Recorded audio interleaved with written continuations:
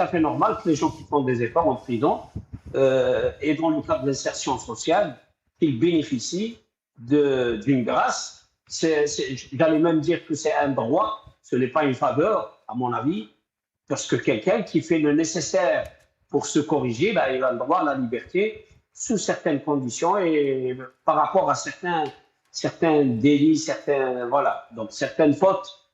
Les gens, ils peuvent payer, mais ils peuvent être graciés parce qu'ils ont fait l'effort nécessaire pour s'insérer et donc ils doivent bénéficier de cette grâce. Maintenant, bon, la grâce par rapport aux gens qui ont réussi à des examens et la grâce du 5 juillet, je pense que ce sont deux choses différentes. Parfois, ça coïncide, oui, mais Tebboune a sauté la grâce du 5 juillet. Il y a des calculs, on sent très bien qu'il y a des calculs, notamment par rapport à Christophe Glaise, qui est détenu en otage.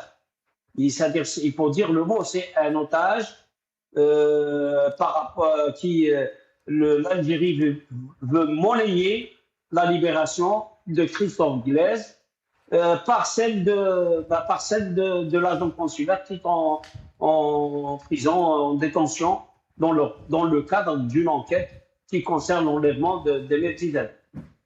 D'ailleurs, il y a des émissaires du gouvernement algérien, des autorités algériennes qui sont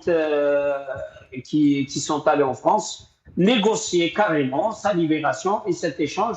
Et ils n'ont pas eu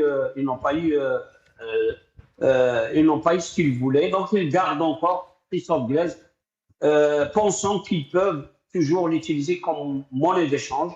Et c'est vraiment scandaleux parce que on ne peut pas lier une affaire qui n'a rien à voir avec une autre affaire qui est en instruction.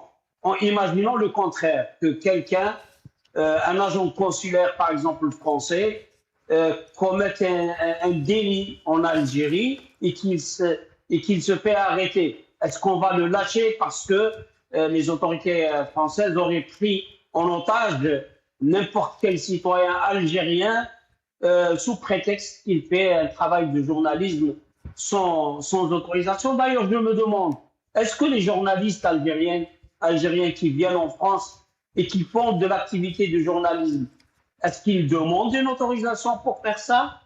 Même s'ils ont même quand ils ont un visa touristique.